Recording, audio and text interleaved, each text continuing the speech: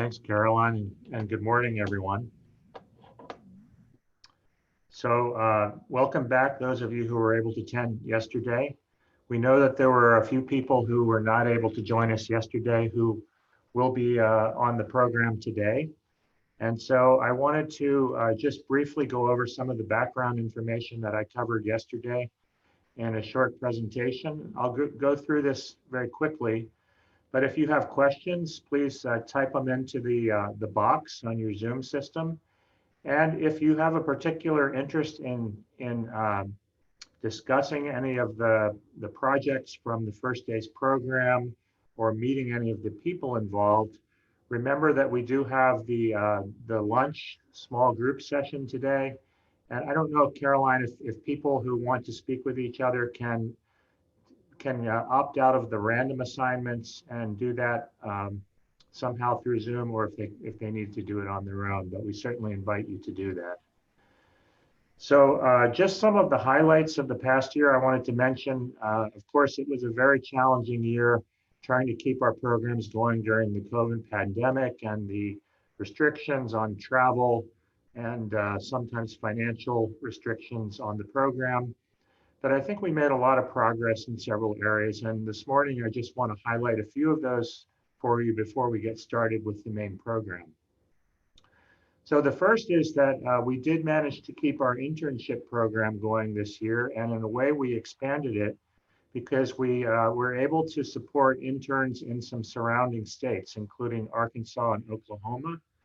You'll see on the photos here, Taylor Ludwig from Arkansas University, Monticello, Macy Lively from Southern Nazarene University, and Linda Wolf from Oklahoma University. They gave their presentations yesterday, but if you're interested in hearing them, we do have copies archived and we can probably provide those to you. And you may want to take the opportunity to try to connect with them through the lunch today or later on. The other thing we talked about a little bit at the beginning yesterday, and then Donald Boyer talked about more in the context of the tick and tick-borne disease surveillance project, is a new initiative that we're starting now to develop this database of testing citizen-submitted tick samples for viruses and bacteria. So the submission system will be based on online forms, fairly simple forms that people will fill out. We'll provide them with shipping materials to send the ticks. Those ticks will come here to UTMB for testing. And then the data will be fed into a system called REDCap and a GIS database that will allow us in the end, if you look at the lower right here, to produce risk maps for the region for which ticks are most abundant in which regions of our 5 or 6 state area, and also which pathogens are most present in which species of ticks and in which counties or regions that we're studying. So we think this is going to be a very valuable resource. First of all, it will allow us to expand our collections without cost to the program by putting some of those in the hands of interested citizens. It will help those citizens engage and become more interested in our program. And finally, it will allow us to produce a much bigger database than we could with our own collections, looking for these pathogens and trying to assess risk of tick-borne diseases in our region. This is just a blow up of some of the methods for shipping the ticks on the left, and then the kind of maps that will be output. This project is being supported through Saravanan Thangamani, a former member of our center, really still a member, as Donald put it yesterday, an honorary member of our center. He has developed this system at SUNY Upstate in Syracuse. It's very impressive. He gave us a seminar on this recently, and he's going to be coordinating the informatics work on this through his center in Syracuse to help us produce these final projects like you see on the maps here. The outreach and education programs have been curtailed quite a bit due to COVID restrictions on meetings and on travel, but we will provide an update this morning. There has been progress made on these, and you'll be hearing today from Sonja Swiger about the the seminars and educational programs she's offering, as well as from scientists at Texas A&M on the educational programs at the 3 campuses. There's UTMB, UT Rio Grande Valley. And even in this off year, you'll see that the program overall reached more than 1,000 people, representing 211 municipalities and health departments. So we're hoping that that will get back up to speed next year when hopefully the COVID pandemic will start to subside. Surveillance for tick and flea-borne rickettsia along the Texas-Mexico border. This is a new project that we stood up just over a year ago, basically to look for evidence of these diseases in very close proximity to areas of Mexico where we know there have been recent epidemics. And this project has already generated quite a bit of data. We brought in University of Texas, El Paso, led by Doug Watts, to expand this the whole way across the Texas border. And Doug and his group have already done a lot of collections, and the testing has begun at UTMB with several bacteria already identified from different areas in the Rio Grande Valley. I want to introduce the newest member of our center, Dr. Philip Kaufman. He became head of the entomology department at Texas A&M this past summer in July. Dr. Kaufman is a very distinguished entomologist and vector biologist. He was for 8 years on the faculty at Cornell University and then moved to the University of Florida in 2005, where he stayed until he moved to Texas A&M. He's been a professor involved in research, teaching, and extension work, so he's very well suited to our program, which has a similar kind of philosophy of mixtures of activities.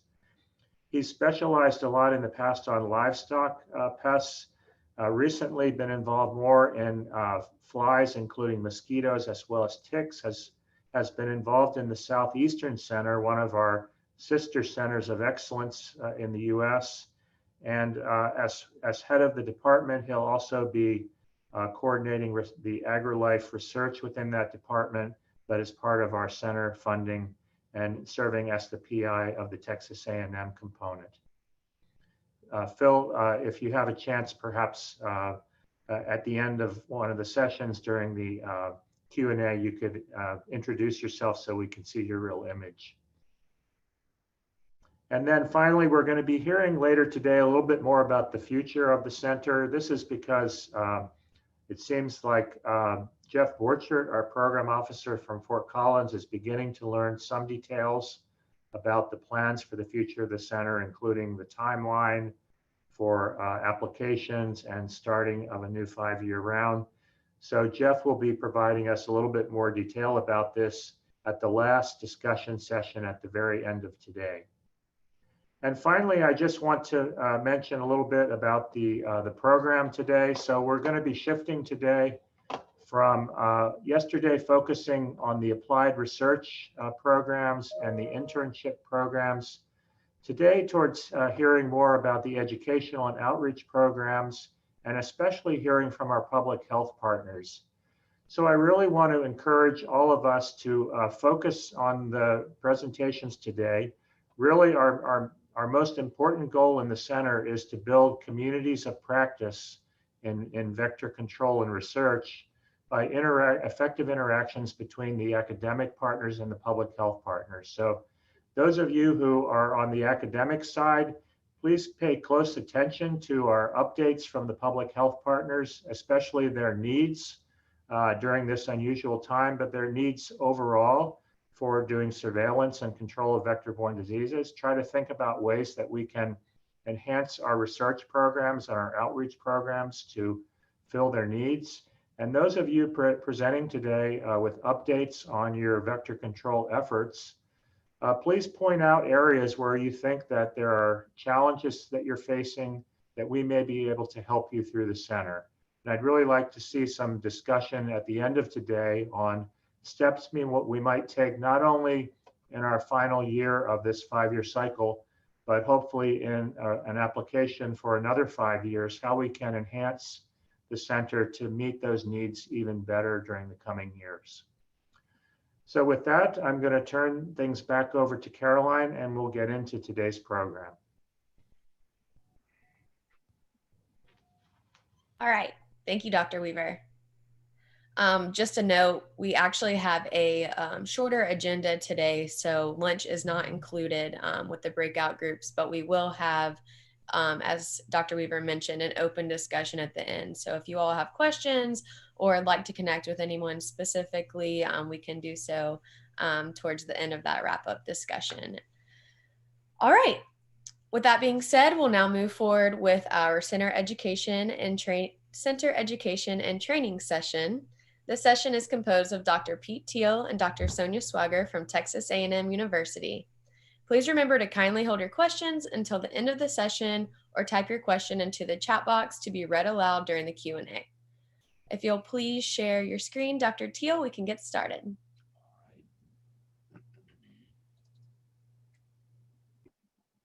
Okay, let's see here.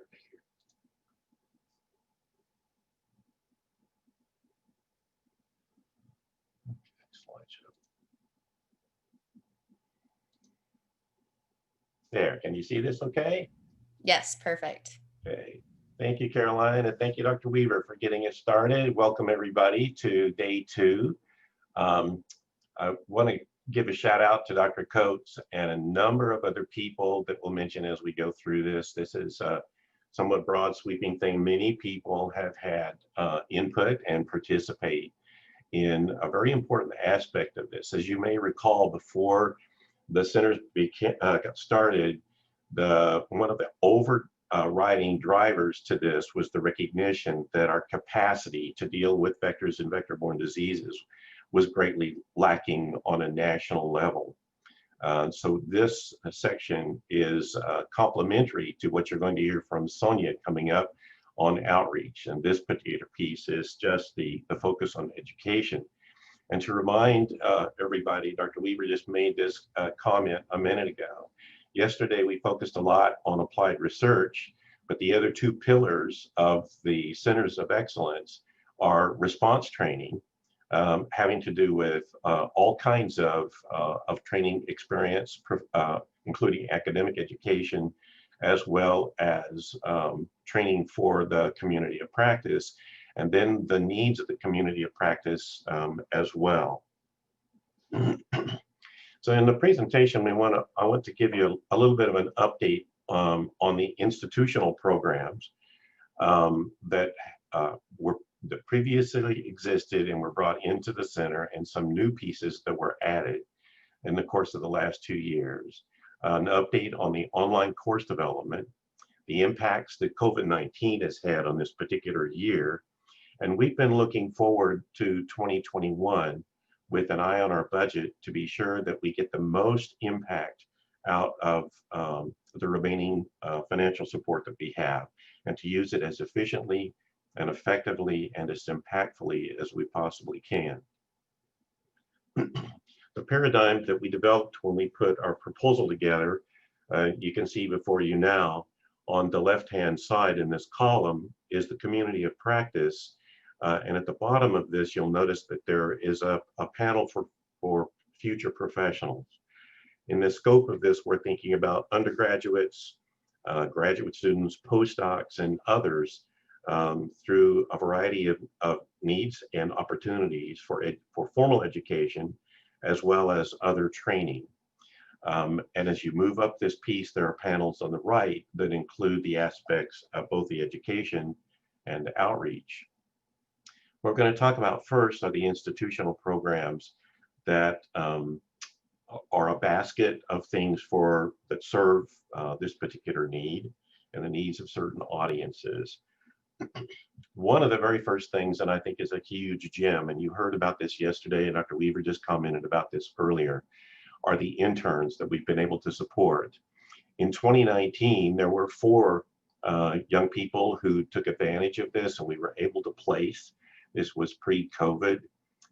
In 2020, yesterday, you heard from Taylor, Linda, and Macy about their experiences, and most importantly, about how they were able to deal with this. And I might mention again that, as Caroline mentioned, We had the possibility just before COVID to place additional interns, but the concerns over COVID and being able to be safe and practice distance and so on began to limit this. So this is going to be a concern going forward. In looking at 2021 planning and wanting to be sure that as we work with our collaborators on the internships, we want to be certain that we're ensuring safety and compliance with local, state, and national kinds of things with respect to COVID-19. Safety and security, of course, is priority.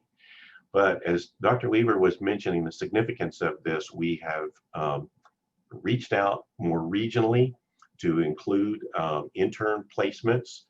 And this coming year, we're not only going to include our folks in Arkansas and Oklahoma, but also the state of New Mexico. So we've got 4 states involved in our planning process at this particular time. We're also extending this instead of summer internships.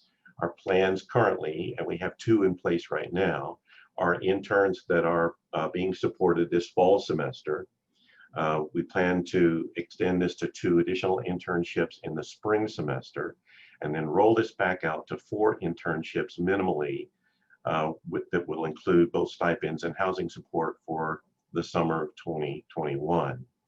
Now, pending on some other things that we're going to talk about later, that where there's COVID interactions, there may be additional interns placed in this as the financial reevaluation month by month begins to take place. And I hope this will make a little bit of sense.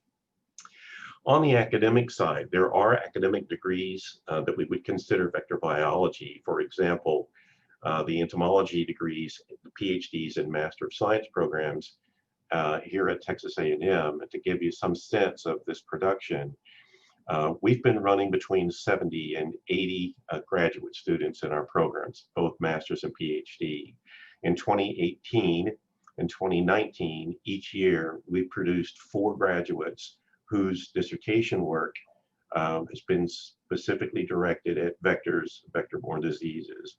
And over this same period, 2018, 2019, each year, we've had 2 Master of Science students come out with thesis research focused on this same thing. And in most of these cases, these have been tied to projects under the center.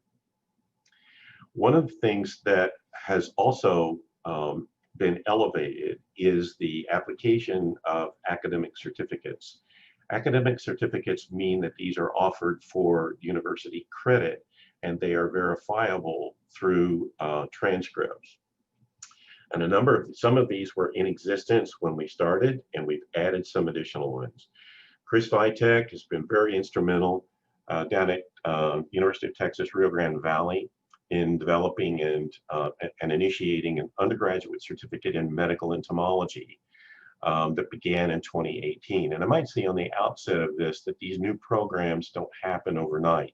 Anyone who works with academic institutions knows that from the time of a proposal and an idea to walk it through all of the approval processes, including sometimes the Higher Education Coordinating Board, can take a substantial amount of time. But in this regard, Chris was able to get this done in 2018. They accepted 4 students into the new program.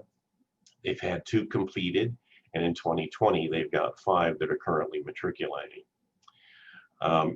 We have an undergraduate academic certificate in public health entomology here at Texas A&M that began in 2011.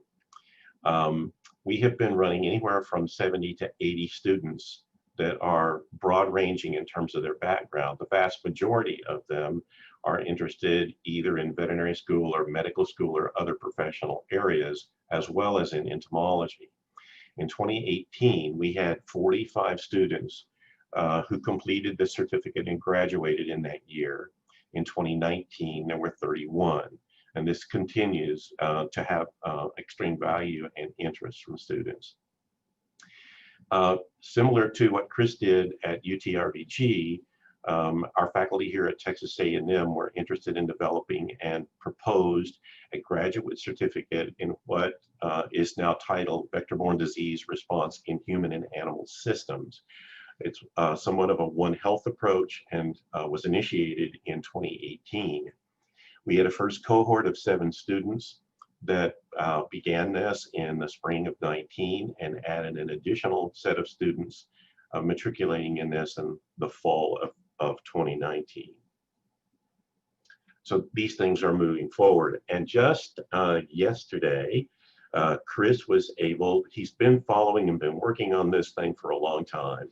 And he sent me an email and said that UTRVG now has approval for a new graduate certificate program. It's embedded in, and its title is a Biology Master of Science with Certificate in Vector and Vector-Borne Disease Biology that is embedded. And from the notes that Chris shared with me, this is a 36 credit hour program. It's got 18 hours of core coursework, then 9 hours that are required electives in vector biology, which includes the requirement for an internship, and then has an additional 9 hours of directed electives. The institutional approvals, the last parts of this are pending. So Chris, congratulations on this. I know this has taken an awful lot of work and a lot of patience and persistence. Additional training for graduate students, postdocs, and professional people includes several different programs. One of these is the Certificate in Arbovirology, Rickettsiaceae, and Arthropod Containment at UTMB. This was offered previously, and I must say had over three times as many people apply as there were seats in the course, indicating the high demand for this. In 2020, the offering had to be suspended due to COVID. The plans are tentatively for this to be offered in 2021, but this is pending the COVID-19 issues. We have budgeted for this, and if this budgeting, if we're unable to do this, some of these resources are going to go into additional internships. We also, through a collaboration of all 3 institutions, TAMU, UTMB, and UTRVG, a multi-institutional course called One Health Outbreak Investigation was initiated. And this had been very successful with small groups of people, 6 in the first year in 2018, 11 in 2019. The offering was suspended in 2020 due to COVID. It's planned for 2021, and like the above certificate, we've got this budgeted support. However, if this does not come to fruition, these resources are going to go toward, hopefully toward additional internships. And last in this set is the Tick Identification and Foreign Animal Disease Awareness Program. This was something that came into us when the center was built and is provided by our entomology department for the Texas Animal Health Commission, specifically in USDA APHIS. It was originally driven and is driven by the state tick surveillance program, whose primary responsibility is the cattle fever tick research or cattle fever tick surveillance and eradication program. But the collection of specimens and the oversight in this provides a broad sweeping piece that goes into tick surveillance. Let's move up now to talk a little bit briefly about the development of online courses. There were 4 of these courses that were originally proposed and are in the works. These include Vector Biology and Ecology, which was intended to be an introductory course. Then Vector Colony Establishment and Maintenance, Vector Surveillance Methods to include surveillance of the arthropods, as well as things like insecticide, acaricide resistance, etc. And the 4th one is a vector-borne disease outbreak response and management course. They are designed around 15 hours of delivery per module with asynchronous and self-paced delivery. and including automated assessments with automated analytics for the users. Modules 1 and 4 are pretty far along in terms of their overall content, course design and assessments. We have made changes over the last 2 years in terms of the platform. This was, maybe I should say imposed because of structural and internal changes that occurred here at the university. We've put these in place and they've been evaluated and utilized as components to both undergraduate and graduate courses as sort of a testing ground. And we've made improvements based on the feedback from these courses. Modules 2 and 3 are well underway in terms of content aggregation, if you will, and looking at course design and assessments, so that these modules are similar in terms of their design and how they're assessed and the provision of feedback.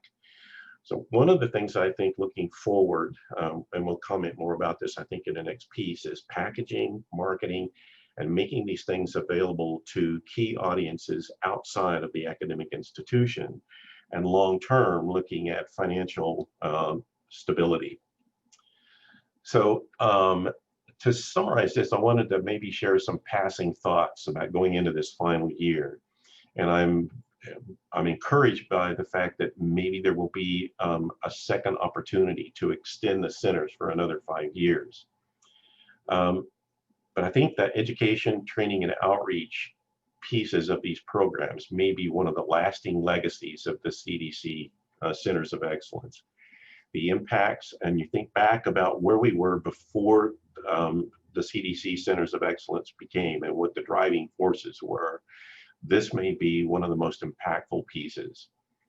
But going forward, I think we have to think broadly about how we package, market, and make these things available to our key audiences so that they're easily available and they could be done at different hubs. And I'm thinking back about discussions that we had at the meeting in Fort Collins when representatives of all of the COEs were present. There was a lot of discussion about both outreach and education and how some of the elements of this might be centered around national centers, regional, state, even institutional. And there are relative needs in different areas that make these maybe more responsive to regional concerns that are highlighted differently across the nation. There's a single module delivery idea about this that is also stratified into multi-level delivery. And some of the things that we could include here include continuing education credits for a variety of different professionals in terms of their professional development programs. Some of the things that we have done are already into professional development ladders. And I think these 4 course modules could probably play a similar role. There are many target audiences out here, and if we think back about the lessons from many of the fronts, whether it's West Nile or Zika or the Asian longhorn tick, this hasn't come up in our things because we don't have it yet in our region, with the exception of the original discovery in Northwest Arkansas, but it is expanding. In fact, in the last 30, 40 days, we've added 2 additional states to this. And of course, Lyme. But all these different lessons that we've learned in the past, I think, have made us realize how complex and rich the community of practice can be, and is encouraging further communication and interaction. And we can start from the local all the way out to the regional level. That includes our public health groups and our citizenry. And we have to think about who it is that we're actually serving in the end. And these can be everyone from home and property owners, property managers, service companies, certainly the pest control industry, a lot of the utilities people who are occupationally, professionally exposed, as well as recreational exposure to vectors and vector-borne pathogens. And the connectivity is truly, as we see over and over, is a One Health perspective, the human, companion animal, livestock, and wildlife interactions. And the sustainability of things like these modules, for example, and the other aspects of our educational and outreach program have a lot to do with how we organize them and how we financially support them. And if we go beyond the 5 years, and if the Centers of Excellence were to go away, it doesn't mean that those needs go away. We need to be thinking about how we deliver, how we assess, how we update and keep the content current and contemporary. And of course, every time we turn around, there's going to be a change in the platform on which these things are delivered. So we need to think, I think, entrepreneurially about how we do this and not just rely on the support from the center, because the centers will eventually at some point probably fade away, or there will not be that kind of support. So we've got to think about this from an entrepreneurial aspect. With that, I thank all of you guys for listening today. I'd appreciate your thoughts and questions when we have a chance here, Caroline. Thank you.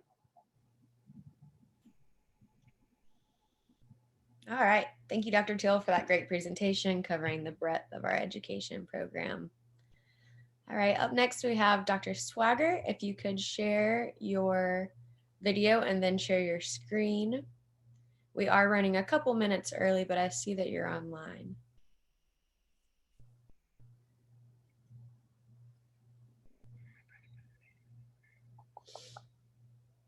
No, that won't work.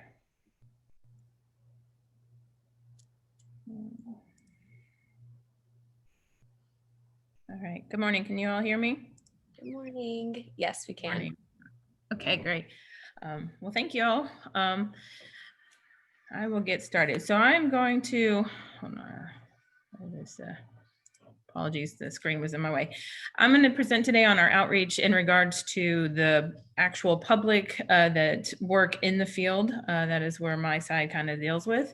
And I did want to just do a little review for anybody who didn't see the presentation last year or who's new and doesn't know what exactly we've been doing with this part of the project. So just to recap, it was designed on this side to do various workshops and trainings that are for the general public that are already out in the field working on vector control. One of the main parts of this is a one-day workshop, while the underlying goal is to give them their CEU credits they need, especially for pesticide licensing, and then others for animal control are provided and some others. It's also to provide appropriate education in the field of what they are actually doing for their jobs in the terms of vector control. We do not limit the participants at this, and we do provide this around the state, and I'll discuss that more in detail. In addition to that, we developed these 3-day hands-on in-depth workshops that again are provided in various locations to maximize the ability for others to attend. We have limited this though to a 30-person participation just so that we could provide the best available education by not having too many individuals.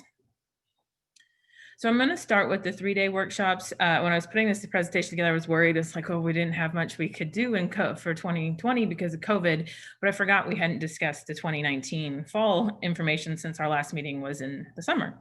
So thankfully, I did get to do some 3-day workshops in 2019. As I said, these are provided free of charge with the funding we've been given. We provide food for the individuals during the event, so breakfast and lunch is covered. We also provide swag bags, and swag bags are a mix of goodies, things to keep with our logo on it, in addition to tools that they can actually use in the field when they leave. So we had a few of those this year. Actually, I think 4 were conducted in 2019. The first was in Little Rock. Actually, we did 6 altogether, but the other 2 were in the earlier part of the year. So I presented those last year. But the first one here is in Little Rock, Arkansas. We've tried to reach outside of obviously the state of Texas and collaborate. Dr. Thurate from Arkansas's state medical entomologist had come to our training before previously, and we'd worked together to get this arranged. We worked with the Arkansas Extension folks as well as some of their campus faculty to assist in the teachings, as well as brought in Dr. Talley from Oklahoma State to assist with the tick part of it. Being we were in Arkansas, we did focus on mosquitoes, but we also did an entire full day on ticks. So we kind of changed that up a little, and that day 1 was completely mosquitoes and day 2 was completely ticks. We also used that agenda when we came back to Texas, but limited the ticks a little bit just because people in Texas don't do as much tick work as they do in Arkansas. But we had about 14 attendees, and which was not a bad turnout given it was something new for them. And we did our hands-on material as well as brought in some things for them to learn from. So we always have our identification laboratory as well.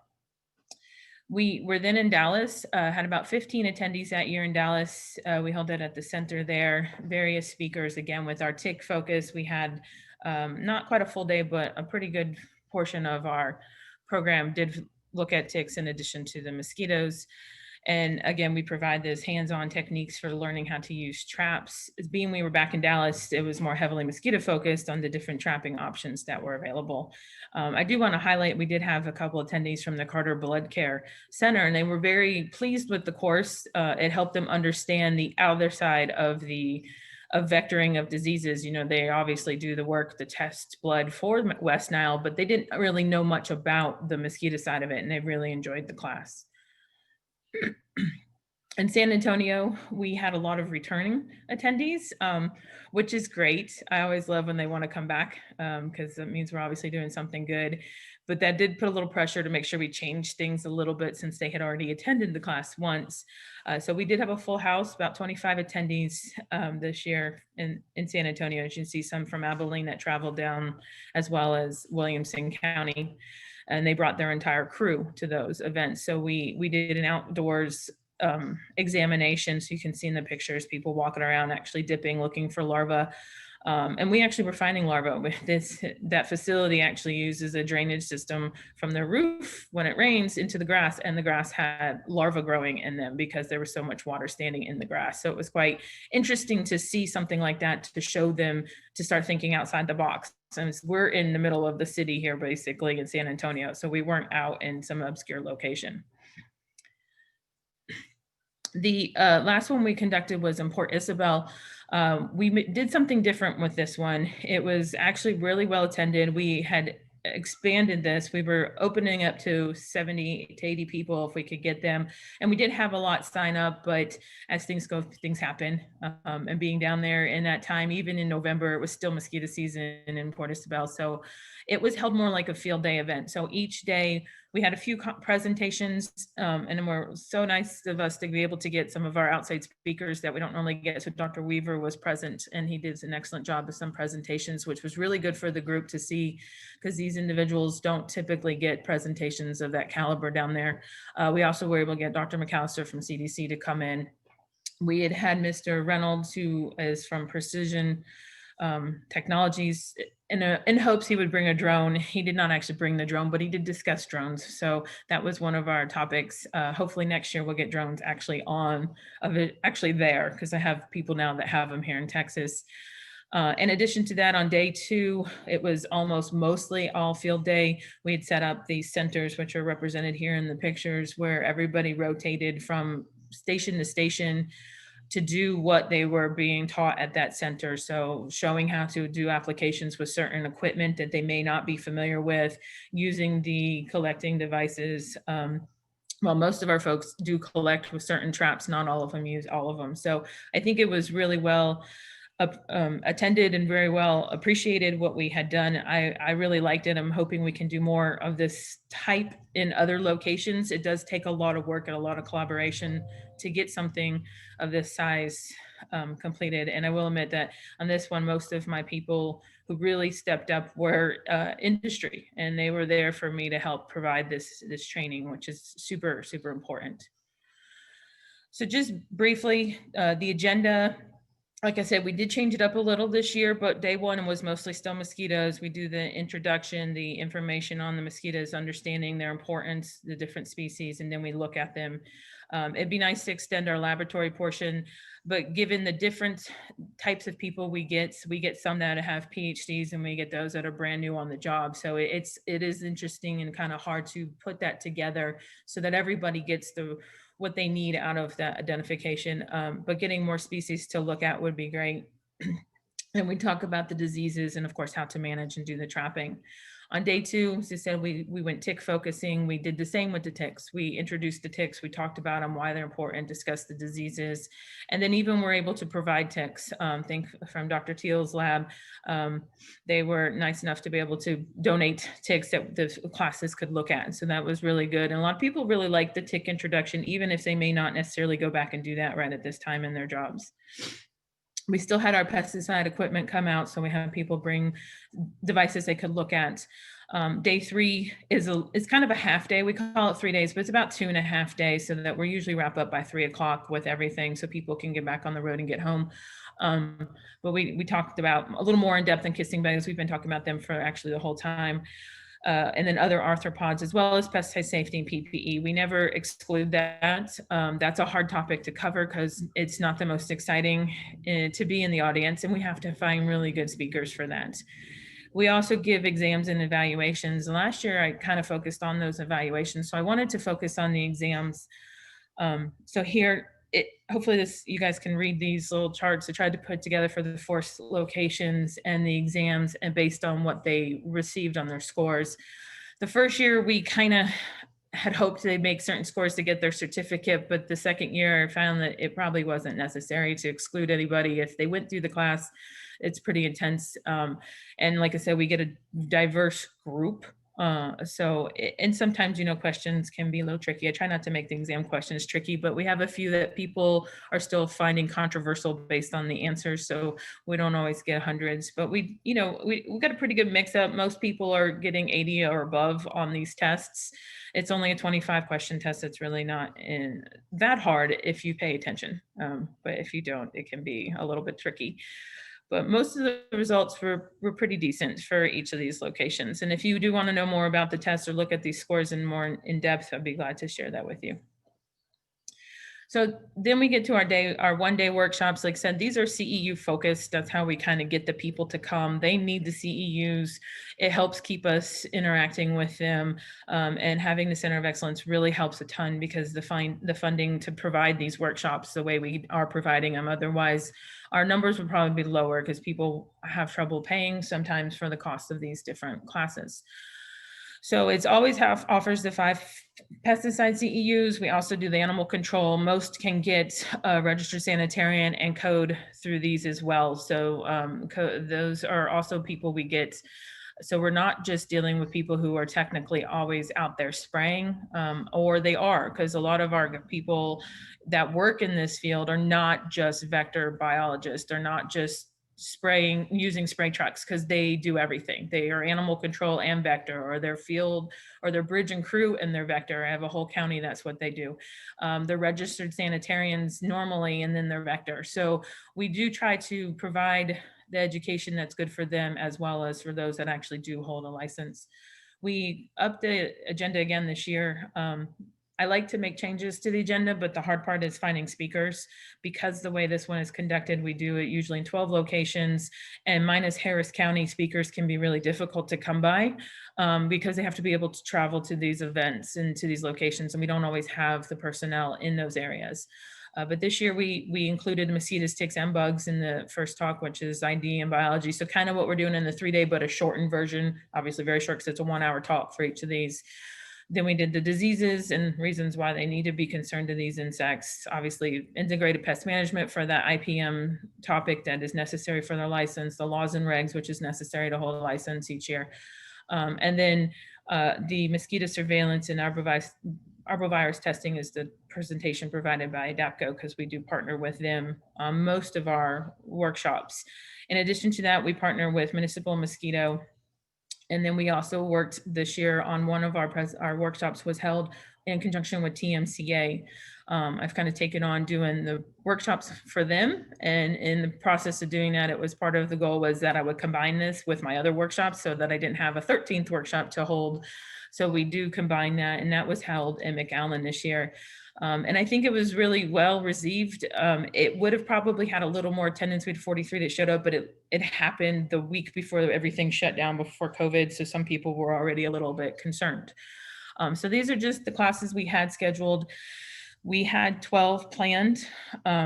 I see the numbers were really good in Grapevine and typical, a little lower than normal, but we are seeing that because of last year with the low West Nile numbers, there was some fluctuation in personnel. And as you can see, right after March 12th, everything closed down, and most of us know that. So all of our face-to-face classes were canceled.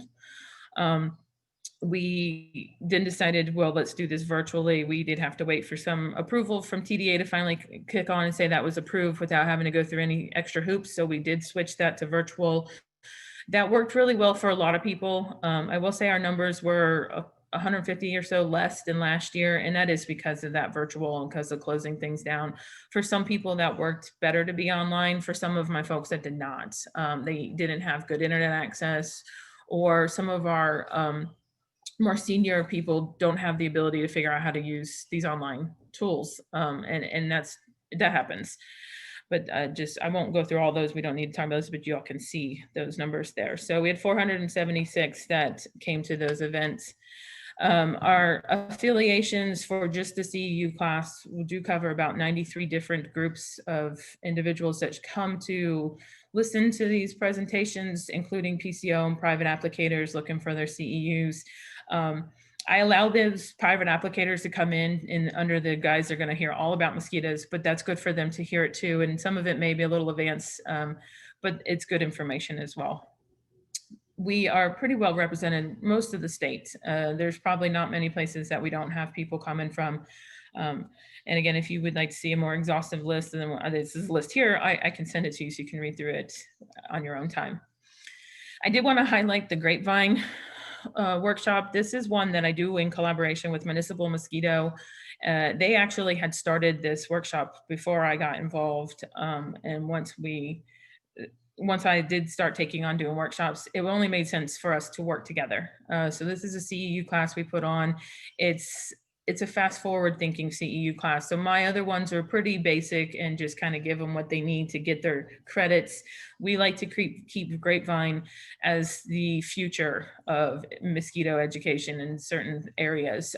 We did this year kind of go back to basics because the year before we were very forward thinking and we had a lot of new people who didn't really know what we were talking about in detail. And that's one of the things we see in public health and in vector control is a high turnover. So we can't always be too advanced with our presentations because while yes, we will have a dozen or so people who've been doing this for a very, very long time, we have a large number who are brand new to it. So we did kind of go back to basics. We had an ID lab that was set off to the side, and a lot of people actually, we had limited that to about 30, 35, and it was full.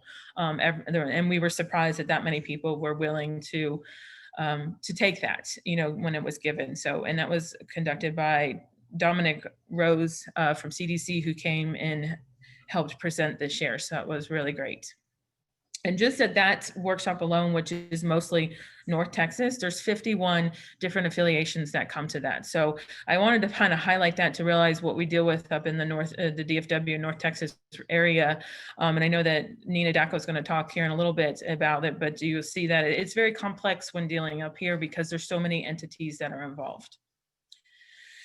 And since I had the time, I thought I would highlight something else that we have added as well. And this is our 2-day pesticide applicator training. This is not technically part of the Centers of Excellence. It came about separately, but it's something that if we do get funding for the next 5 years, I think needs to be a big part of what we're doing.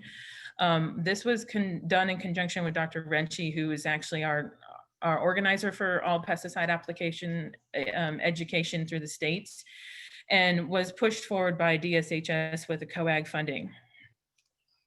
So the purpose of this training is to provide teacher-led training for public health category 12 pesticide applicator with the manual, which if any of y'all have this license is one of the hardest to get because it's one of the hardest categories to pass. The test requires you to be a master's student basically in entomology, and most of our people are high school level, if that. We know with some it's not so bad, but for a lot of people this is a very, very hard category to get. I had been asked for several years by DSHS to provide this training to help get these individuals to be able to pass their test because we needed more applicators that were licensed. But unfortunately, I didn't have the jurisdiction or the rights to do this. So we had to get a way to get it working out, to work this out. Dr. Qualls, who's our former state medical entomologist, helped with this. She provided funding, and with that funding, we were able to get Dr. Renchi to collaborate. And as I said, he's the professor and extension program leader for the pesticide safety education program and agricultural safety group here on campus. So in that, my part was to basically take on a couple different aspects. The test had to be fixed. So first thing I did was I took the test, and I was told I missed some answers, and I was like, no, you have the wrong answers. So we had to fix that because they literally had wrong answers on that test. And then we updated it to make the questions more relevant for today. I'm getting running out of time. and also to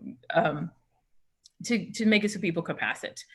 In addition to that, we had to update the manual, which is still in process, and then our classes. So just to get to this is almost my last slide here, but I want to make sure that I put this up here. So we conducted 13 of these classes around the state. And as you see, they're all in various locations. The funding was restricted to the south, to the Harvey impacted areas. So we did have to kind of stay in that zone. I paid for El Paso because there were so many people wanting it, and that was actually a highly attended. 34 individuals from El Paso came, so I don't regret doing that. In addition to that, just before I run out of time, TDA was given approval to come and provide the test for free. So some of these classes, there was the ability to get that. So we were able, for 6 of our classes, TDA came in on day 3, gave the test on site, which is not something is done anymore, for free to all of these participants. Our pass rate was extremely high compared to normal. Normally passing rate is 70%. Now in some areas, you can see there's still some issues with passing, and that's again, learning the content and sometimes a language barrier. We did provide the last 3 this year, partial face-to-face and virtual, and we have 2 more planned for next year. We did have to cancel all of our 2020 fall 3-day classes, unfortunately, due to COVID.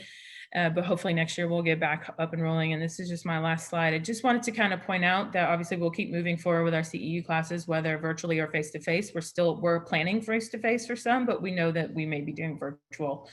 We still have some needs for an ID course around the state and in the Gulf Coast area. I know that New Orleans has taken on doing one, but we could always use some more. And there used to be one in Harris County that's not done anymore.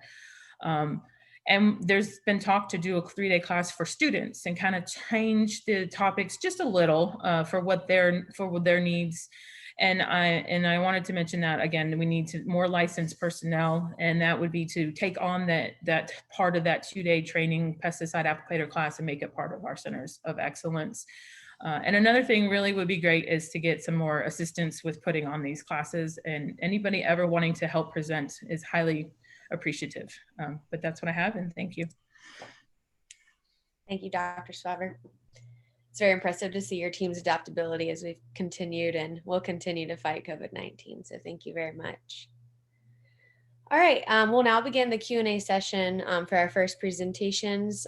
So Dr. Teel and Dr. Swiger, if you could stay on your video, please. And I will pass it over to Dr. Roundy to see if there are any questions that have come in through the chat box or if anyone has raised their hand. Thanks, Caroline. It looks like we do have one question in the chat so far from Dr. Ketchum for Dr. Teel. She asks about the intended audience for these online courses and development. Are they for undergraduate or graduate students currently in degree programs, or intended for public health staff needing training or CEU credits?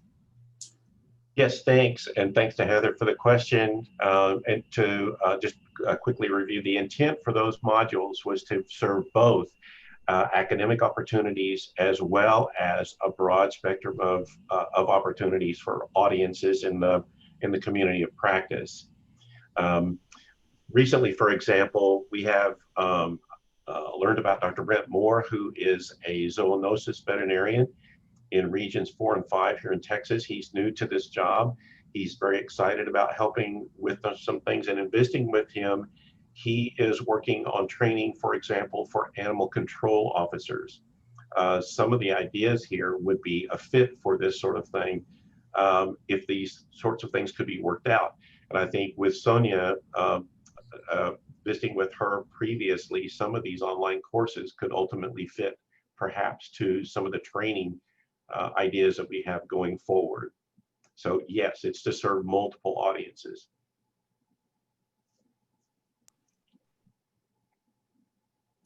I actually had a question for Dr. Swiger. Assuming worst case scenario that we're with COVID for most of next year, your 3-day courses are very hands-on. What challenges do you see coming with transitioning those to virtual? That's extremely challenging, actually. And right at this time wouldn't really be possible because it's just me. I don't have any assistance in this part of it, and there's no way to get it done. So it would take having the ability to do the proper video training, and that takes the right personnel who can put the videos on, those who can actually make the videos, and those who can actually be on the screen. So I'm not really sure. And that's why we had to just cancel them this year, but it is a thought, and I would like to start doing a little more online, but that does get to be very, very tricky trying to find people that can assist with that. So yeah, I'm hoping we can figure it out, but I'm not, it's kind of worrisome at this time. Yeah, I think we're all hoping that won't be a problem anyway. Right. All right, do we have any other questions for our presenters so far? If not, I will send it back to you, Caroline. All right, awesome. Thank you, Dr. Roundy. Since we have a couple of moments, I'd like for Dr. Kaufman to introduce himself if he is still on. I know Dr. Weaver mentioned him earlier, but we'd like for him to have the opportunity to introduce himself. Sure, I'm here, Caroline. Thank you very much. So been on the job about 3.5 months. And as Scott had said, I was involved in the Southeastern Center of Excellence. And in that role, I was involved in 2 tick projects. One with Cynthia Lord, we're modeling brown dog ticks in residential environments. So for those of you that don't know, the brown dog tick is the only tick that will enter a home and continue its development within the home. And I've been working on that problem for more than 10 years. A lot of work with pesticide resistance and how the ticks are resistant. And we had involved some Texas ticks in the initial parts of this and worked with Bob Miller on that many years ago. So I'm hoping to continue some of that work here. The other project that I had taken over from some other PIs who had left the University of Florida, it seems to be the cursed project, is the Lone Star tick. And we're looking at inducing insecticide resistance, permethrin resistance to be specific, in populations of that tick, as well as the initial project was tied to whether Lone Star ticks on captive deer farms might be expressing permethrin resistance because of the considerable resistance or permethrin use on those farms. And it was tied to some other projects as well. And we actually didn't find a lot, which is refreshing, but we're actually looking to induce resistance so that we can identify the mechanisms that that tick is using. And that work continues in Florida. I still have a couple of graduate students in Florida working on that and some other projects, and working on getting my lab set up here. And it's great to be in this department. I came here because it was a fantastic department with some great people, and you've met many of them in this presentations the last 2 days, so you see how great they are, and happy to be here. Thank you so much, Dr. Kaufman.